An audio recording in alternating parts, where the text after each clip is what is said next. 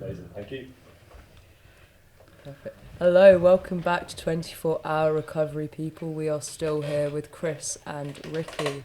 So you're speaking about ITS, also known as Intuitive Thinking Skills. So Chris or Ricky, would either of you like to tell us a bit more about the organisation, what you do? Yeah, I'd love to actually. I'm always really proud of intuitive thinking skills. I mentioned earlier on, it was born out of the Manchester drug treatment system over 20 years ago, and the birthplace was my employer Peter. It was his own problems with alcohol and cocaine, and him doing exactly the same things that I've done, which was this revolving door of services. And he wrote that very first intervention aimed at giving people just a really short but effective way of exiting services for good. Yeah. On the back of that, it just continued to grow. I mean, as an organisation, we've seen 20% growth year on year, which, when we talk about kind of 10,000 people that I've worked with, and that, I'm one of a team of around 160 people, working right the way around the UK. Intuitive has seen massive growth, and that was it started in the northwest of England. We have a north team and a south team, and I think one of the most important things about what Intuitive does is it delivers peer-led interventions. Yeah, and when you ask, what do we actually mean by peer? It's people with lived experience. It's people who very much who've been there, who've done it. But I think most importantly, people who've moved on. Yeah, that's the key, isn't it? We talk about kind of, personal goals and growth and stuff and that, and the interventions that we teach, it just allows people to move on from lots of different issues, whether it be substance misuse, mental health, domestic abuse. We have a full prisons team as well, so we work in most of the prisons in the northwest of England. Currently I run, my job is dual diagnosis at the minute, which is working with people who struggle with issues around mental health and substance misuse, and it allows me to do pieces of work that I'm actually really passionate about.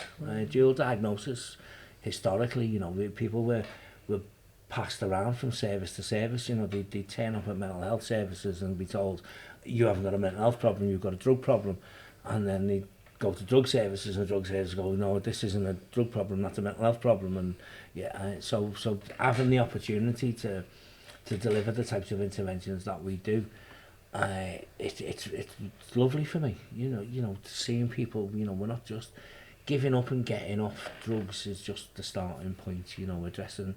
I mean, it's the interesting thing, isn't it, when I talked about that kind of tsunami of things that you face, all our staff, whether it's myself, Ricky, we've all faced that, lived experience is experience of overcoming multiple things, and I think it's an important thing to recognise, that, recovery itself, and that when we talk about kind of people, we often don't notice it really, because, recovery for me and Ricky, you'd walk past us in the street, wouldn't you? You wouldn't necessarily go, oh, there's someone with problems and that, because you successfully give up and move on, and Intuitive does teach people to harness that, intuitive knowledge that we all have, and apply to its skills to allow people to give up happily for good and move on. And it's about reducing stigma as well.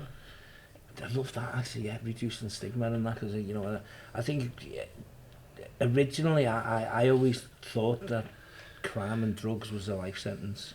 We were talking about acronyms before and that, and I had PPO, persistent prolific offender, DRR, the drug rehabilitation requirement. So I was constantly exposed to lots of this stuff, and even as I started addressing the issues that I had, I was given this idea that recovery was this lifelong process which was going to involve all kinds of stuff, and and weirdly enough, I'm sure Ricky would be testament to it too, that it's more of an event than, it's something that happens, isn't it, rather than something that we keep continually working towards.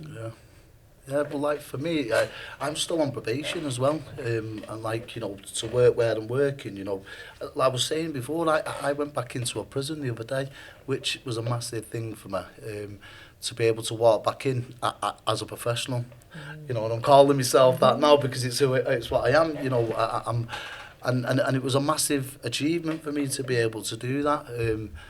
But yeah, it's like, that's what it is. It's about moving on, like taking back my control of my life and moving on from everything that I was. Like you said, I was a PPO, but a prolific, I can't even say it. Oh, you said it, that one there. That's why we're short, isn't it? Yeah, for people like me. You know, I was under spotlight. You know, I was always high risk of reoffending, and that's all dropped now. My probation officer, you know, trust me, he doesn't, you know, I can phone him and don't really have to go in, and like all the stigma around who I was, you know, came from this, came from intuitive thinking skills, you know, learning and moving on from it. And I just want to say this, I remember when I first met Chris, and like you said about when he got offered, you know, at the end, did I teach you, you know, the skills to be able to move on happily forever? When I did it with Chris, he went, if I don't show you the skills, you can take me outside and kick me head in, but like in a joke thing. And like I first sat there and I thought, he's getting an eye in this one. What can we film that? I'm joking. But you know, it was like at the end of it, you know, he delivered what he said that he was going to deliver to me. I've got to own up at this point, because when I first sat it was a guy called Zach, one of the directors of Intuitive. He made me the same promise, you know, years ago in Liverpool, and to me that was a win-win situation. We had like 7 or 8 scousers all sat in this room, and this guy who says, give me 10 hours and I'll teach you how to give up happily for the rest of your life, and if I can't do that, you can kick me head in for wasting your time. And I was sat there just like Ricky was, thinking, oh, this is win-win, this is, I can't lose on this one. And I mean, I don't often talk about it in that, but, you know, I mean, it seems like a kind of big promise to make, doesn't it? That, you know, that in these short spaces of time we can teach you the things that will make an absolute difference to your life and that. But, you know, I mentioned it before, you know, 10,000 people later, I don't look like a guy who gets me kicked in every week, do I? You know, I stand by the interventions that we teach in that, you know, and I would never be teaching it all these years later if I didn't wholeheartedly believe in what it actually does and the difference that it makes. And I think on a personal level, you know, more than anything, you know, the likes of Ricky who's sitting in that other chair, and I never forget what it feels like to sit in that chair either. Yeah. I think if I ever lost that understanding how it feels being in that position, I'd probably stop teaching it. But I don't think I ever will, because it informs the way you work with people, doesn't it? You know, understanding, you know, what's the problem? The problem is the way you think and the way you feel about it. If we change the way you think about it, and we change the way you feel about it, we'll change the problem completely. Yeah, because that's what my job now is. When I'm doing intuitive recovery, which is a course that I teach, that's what I'm there for, to challenge their thoughts and feelings around the substance use, and even around the way they think about their lives as well. Some of them, you know, and again, it's like I just give them they give me 10 hours of their life, and you know, the amount of people I've helped and like to come up to me afterwards and said thank you, you know, you've changed my life, and people even saying you've saved my life. And I remember I used to say to Chris, thank you, and you know, and he used to turn around and say to me, it wasn't you, it's nothing to do with me, it's you that done this. And I couldn't understand it until I took over the job myself, and I realised it is the person that's taking the course and sitting there and listening and putting the work in and applying the skills. All I've done is been giving them what's been given to me. You know, and it's It's education, isn't it? Yeah. You know, I mean, I always historically I was taught that the answer to my problem was therapy or counselling and that, and actually it took me a lot of hard work to realise that actually it is education, it's knowledge, having the knowledge and having the knowledge of the skills that you need, that's the key to unlocking all of it. Yeah. And confidence in someone to believe in you, and you know. Well, I mean, what is confidence though? It's a weird thing, isn't it? You know, we talk about confidence all the time, and that, you know, and I'd always argue back, you know, confidence it's a word we use to describe how we feel about stuff, isn't it? You know, I don't feel confident in doing this, or I don't feel confident. So what you need to do is do more of it. Yeah, what we're actually talking, we're talking competency, aren't we? Yeah, Yeah, it's you like want to. lack of confidence is lack of knowledge in a way. Yeah. You learn more, you feel more confident. Absolutely, you want to be confident in not taking drugs. Mm. Try doing it for a bit. Yeah, the more you do it, the more confident you become. It's competence based, isn't it? Yeah. So, how competent are you at karaoke? What? I They slipped that one in. I'll own up to this, and I'm ducking out from it as well, because I swore down I'd never sing again. It was last year. It was the 20th anniversary of Intuitive, and we got together quite a few of our old staff to do a. I can't even call it karaoke. It was the Fresh Prince of Bel-Air. And so we were full gold chains, and they felt quite comfy actually. The gangster thing was quite good actually. But yeah, we had to do a Fresh Prince of Bel-Air remake and that, like, so if it's an ask, will you do karaoke? The answer's no. I couldn't wait for the pictures. I was Ricky's sat there not all trying. day. Don't bother. I was sat there waiting all day for it to finish, going, can I have the pictures, can I have the pictures? And I've still got them if you want to see them. Oh, I'd love to, yeah.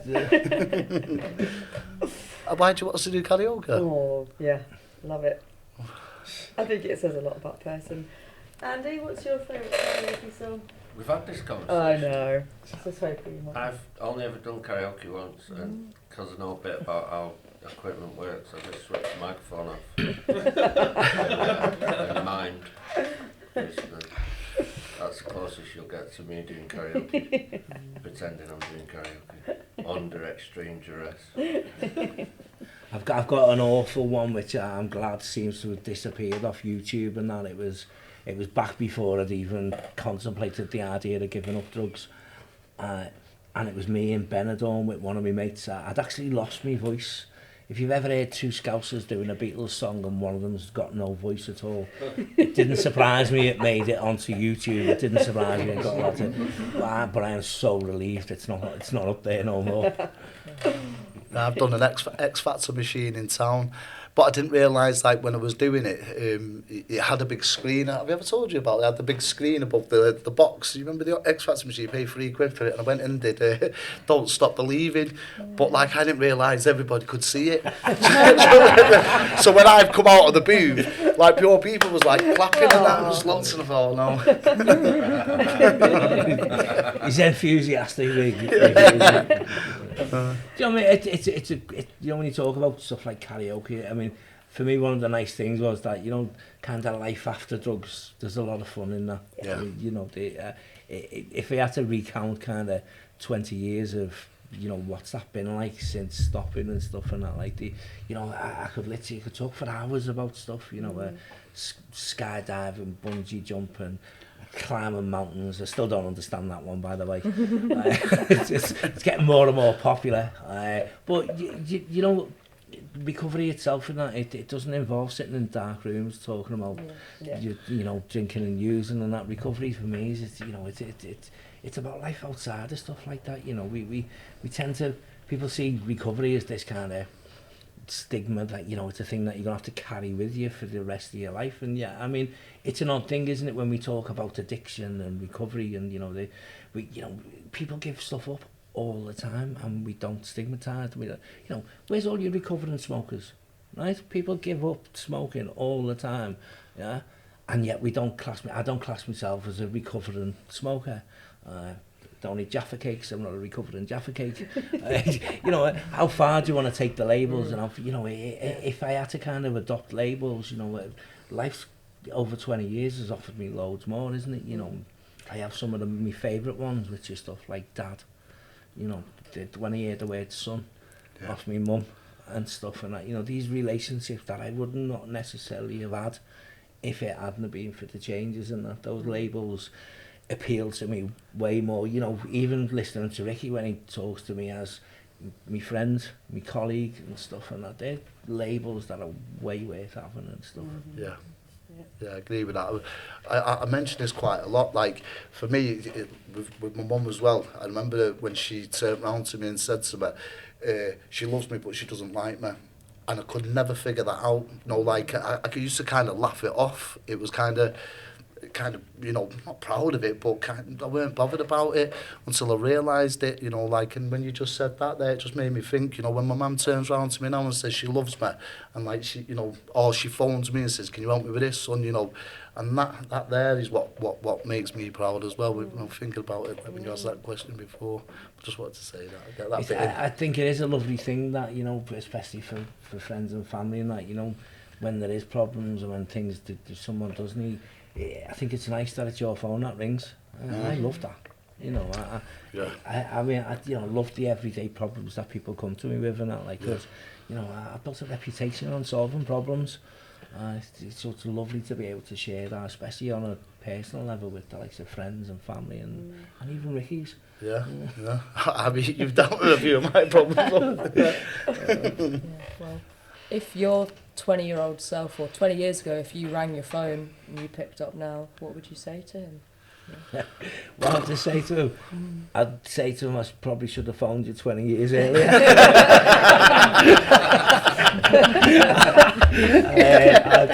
I mean, it's an interesting thing, isn't it? Even if it went back further, I remember those times in my life, and I remember sitting there in the very early days, and someone said to me, "Oh yeah, it's a 10-year habit, that stuff."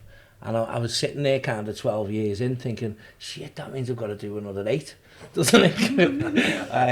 I'd love to go back and give myself some better advice on that, you know. And the best advice, you know, I give to anyone is, get yourself educated, get yourself knowledge, you know, that's the key. Yeah, knowledge is power. Yeah. Yeah, for me, I'd go back and like be looking at like what I'd lose and the time I'd lose and like advise on that. You know, at 20 years of age, if it was go back to what I'd been 26, I'd go back into kind of advising like this is what's going to happen, because at that time I didn't see it. I thought it wouldn't happen to me. I'd always have that thing, I'd never be like this, I'd never do this, I'd never do that. I was like that, I did that, you know, and all them things. So I think I'd go back and make that phone call and just turn around and kind of say, this is what's going to happen. You know, would I listen at 26? Probably not. But, you know, it's worth a try, isn't it? Because it reminds me of getting told myself when people used to advise me. And you know, I'd look at them and just think, you don't know nothing. I'd also say, you know, when you come across the guy with the big England tattoo on the back of his head, duck quicker.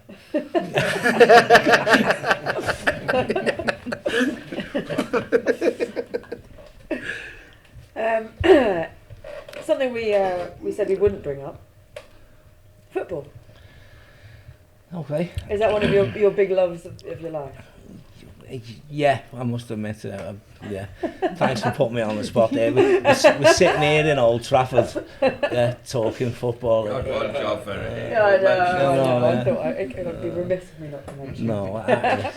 But it's like hobbies and interests. Have they come sort of back into your life? You know, since you've been working through recovery and. You know, it's an interesting when you talk about kind of hobbies and interests and that. Like, for me, I never really settled for one. I was talking to someone about it today. You know, about kind of where we invest, you know, our time, you know, even money and that. Like, you know, and I made the point to Ricky, you know, and then like you buy in the shops today, 5 years from now, it'll be worth nothing to you. Mm-hmm. Yeah, the experiences are way worth more than anything. And that, you know, I do paddle boarding with the kids, which is I must admit I enjoy all that stuff and that. Again, it goes into some of the kind of proud moments. I think some of my biggest hobbies have been the kids' hobbies and that. My son, despite the epilepsy and that, he does kickboxing, which he excels at. My daughter, she's just passed her level 2 in sailing, so she can go out and sail unescorted and stuff. And my hobbies often connect to stuff like that. But you know, I think it's just it's the kind of full life thing that, and I talk to people about it quite a lot. And that, like, you know, if you think about kind of what makes that happy life, it's family. usefulness, learning and lifestyle, those 4 key areas, and then, I mean, it's an interesting thing because you can improve all of them all the time, can't you? You can always improve some of them. You might not be able to improve all of them all of the time, but there's always opportunities to make improvements to them. Yeah, like just say for me, do you know what? I was thinking about this when you said we was going to talk about hobbies, and like, for years I never did anything except for just that kind of drugs, crime, things like that. Whereas like I've enjoyed going to Old Trafford, got a little bit of Old Trafford, and like Salford City as well. I've been there a couple of times. But it's like generally, you know what, just having the peace that I've got in my life, and like you say, the family that are back in my life, and being able to socialise and go to family meals. Like the other day, a massive thing for me. I've been asked to be a godfather to my niece's baby. And 3 years ago, no one would have even I would never even thought I'd be alive if I'm honest. Like to be asked like to be a godfather. So yeah, I think that's going to be my future hobby, taking the little one with me. Yeah, even his work's taking him out and about lately, isn't it? He's been working over in Wales quite a bit recently, haven't we? We're over in the North East and that. Yeah. That was one of the first little opportunities you got, weren't it? We managed to create an opportunity for him to go over to the North East, and I always remember he talked about having a conversation with somebody outside of his hotel. You're probably better off saying that. I don't smoke, and I just took a cigarette with me, and it was about 6 o'clock in the morning. It was in the hotel, and I thought, I'm going to have this. And as I walked down, there was a lad sat outside. I just ended up having a conversation with him, and he told me the situation that he was in, and I just gave him a bit of advice. At this time, I was an ambassador for Intuitive Thinking Skills, and I just had a conversation with him, and he wasn't in touch with services. He wasn't doing anything. He'd lost his friend in his flat where he was, who'd overdosed, and obviously he was staying in the hotel where I was. And yeah, do you know, I went back up to the North East, and I was back up there, when was it, about a couple of months ago, and I heard a tap on the door, and as I looked round, it was the lad that I met outside, and I shouted him out, and even though he was still doing what he was doing, he was in a much better place than he was the year before. So yeah, it was like that opportunity to get out there and just be able to be there at that right time, at that right moment, to be able to put someone in the right direction. Yeah.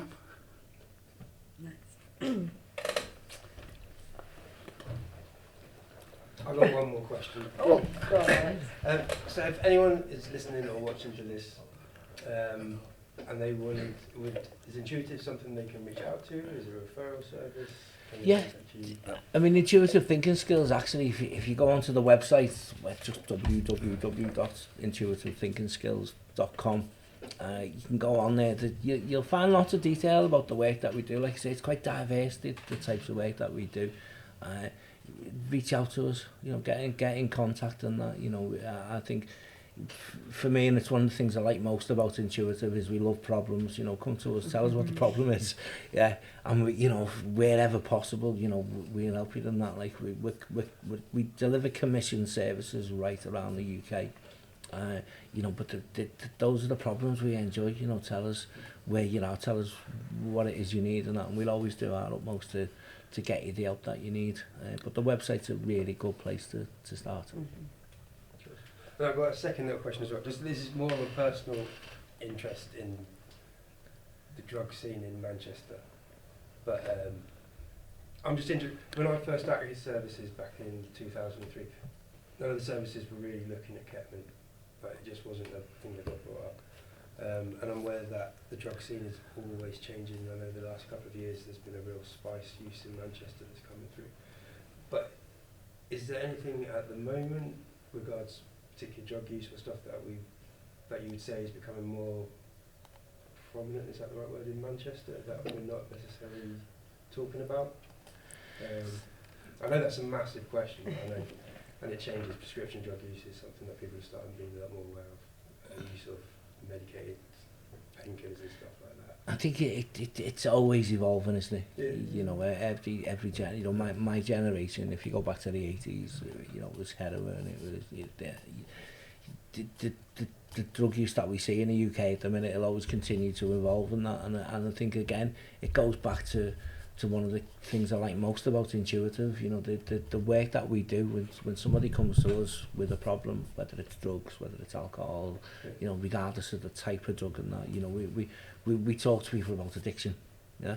Addiction is the issue, you know, it's a common thread that runs across all of it, and it's why we have that course which is on addiction, because it doesn't matter, you know, think about this, right? It doesn't matter how much you're taking, it doesn't matter how often you're doing it, it doesn't matter what type of drug you're taking, you know, what matters is it's your relationship with it. If you're using something despite your better judgment, then you're addicted, and Intuitive can absolutely help you with that. Yeah, you know, that's the key, isn't it? If you're doing it despite your better judgment. Yeah. I think we just answered it then. So, do you want to talk us through what your favourite kind of Sunday? What would happen on the best Sunday? Food. Sunday dinner and nothing else. Like now, Sunday dinner, put my feet up.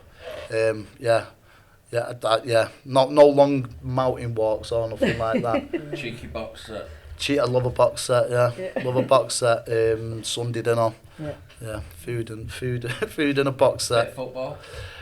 Depends who's playing.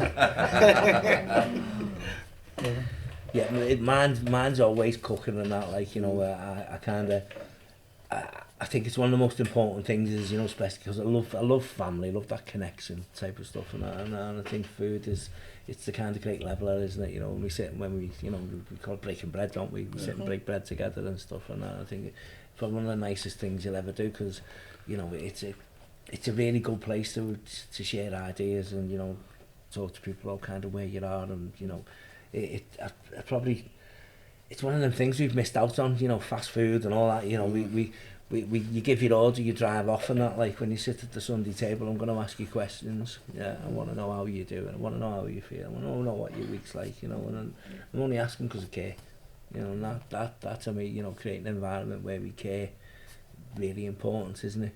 Yeah. You both talk about having, you know, your children and being fathers. What's it like navigating both the recovery scene and being a father at the same time? I enjoy it, to be fair, you know, like I say, I think for me, you know, taking drugs was never a part-time thing, and that, and I love the fact that, like, you know, whether it's recovery or family and that, like, I can bring to it the same level of energy and enthusiasm to all it, you know. I got bored with using years and years and years ago, but I'll never get bored of family. And, you know, never get tired of seeing people doing well. You know, I put it back to you lot. Yeah. Verity and Siobhan, yeah. What's your experience of us lot been like? Amazing, yeah. When I first met you, it was, you brought a lot of joy. You were very candid, so honest. You were really honest about your journeys and what you've been doing, and made it accessible, relatable. I love that, Chris. They were expecting questions. Yeah, very bad. Well, you know, Chris, you changed my life, as all the people say to you. You know, I'm one of the 10,000 Rickies out there. So. There's only one Ricky. Yeah, and I've met you. It was in, like, you were only still an ambassador then, like, at the start, and just, you know, you've come so far in such a short amount of time, as have I, obviously. Yeah, like, of course. It's good. Yeah. I think it's for me. I must admit I do enjoy it, and that, like, you know, I'm not based in Manchester anymore, and that, like, so it's lovely to come back. It's lovely to catch up with people, and I think for me one of the most important, one of the things that stands out is that, you know, the kind of people that you come into contact with rather, and the people that we share experience with, you know, the people that we get connections with. It's lovely to just see how amazingly well people are doing, and that, like, you know, and we often, I think it's one of the things we miss within drug services, and that, you know, we typically, when we walk into services and stuff, we're typically exposed to people who aren't doing great and people who are struggling and that, and, you know, we miss places like this, yeah, where what you've got is a room full of people who are all doing amazingly well. And the problem with that is that you won't find us in drug services. You won't find us in, you know, you're more likely to find us in Tesco's or wherever. Yeah. You know what I mean? So, you know, I'd love to say thanks for the opportunity to do stuff like this. You know, this is about getting that message out there and that, like, you know, and it's a different message than the one that you'll find anywhere else, isn't it? So, thanks. Yeah, I thank you for that as well, because like I say, I never thought I'd be able to stop or change my life. I actually, you know, when it was said, I came accepting of it, you know, and like obviously, you know, there is a stop to it. You can change your life. You just have to make that decision. That's what you have to do. A lot of people be sat there fed up with what they're doing, angry at themselves, you know, regretting things, you know, feeling shame and all these emotions that they're going through. All they've got to do is just make that decision. Stop what you're doing. It's an odd thing, isn't it? You know, if you really want to start, the first thing you do is got to stop. Yeah, and it sounds like I'm saying it so easy, but again, you know, once I got to the learning, the education, the knowledge around it, it was a simple decision. Just stop. And we get asked that at the beginning of intuitive recovery. Why don't you just stop? And we come up with excuse after excuse after excuse and justification for reasons why we should continue, and not one of them makes sense, and every single one of them are a lie. Yeah, I mean, for anyone who's watching this, you know, if you're sitting there pondering changes and, you know, if they kind of pushed it back to you and said, okay, promise me right here, right now, that you're not going to do that anymore. Yeah, you know, even as you say the words, I'm not going to do that anymore, you get this stuff that bounces back at you. We're not ready, now's not the right time. What about this and how about that? That's the stuff we need to get rid of, isn't it? And that's what intuitive does. Yeah. Yeah, dispels, it gets rid of all of those objections that you might have towards making the changes that you probably already know that you need to make. Yeah. Yeah, you know, stop putting it off. Yeah. I think a lot of people are put off by hard work as well, and you kind of got to reflect that a life of crime, a life of scoring, that's hard work. Yeah. Life's hard work. It's a turning point, isn't away it? from the hard work. Do the good hard work. Yeah. It'll pay off. This is the thing, it's like he always sat there, it's too hard, and you know, it kind of say to you, like you just said, it's harder staying on drugs, harder being in prison than it is turning around and saying I'm not doing it no more. I know. How much effort does it take to not do something? Yeah. Exactly. I'm not doing it. Yeah. Wow, it's been an absolute pleasure. It has. Thank you very much, No. Vicky and Chris. No, from you're welcome. Intuitive Thinking Skills. Thank you Thanks for a lot. inviting us, yeah. Yeah. Is there anything you'd like to sort of say to signpost people? We've told them about ITS. Any other projects that you've got coming up that you'd like to share? Well, I'd just say, like, I run courses in Salford, Trafford and Berry area.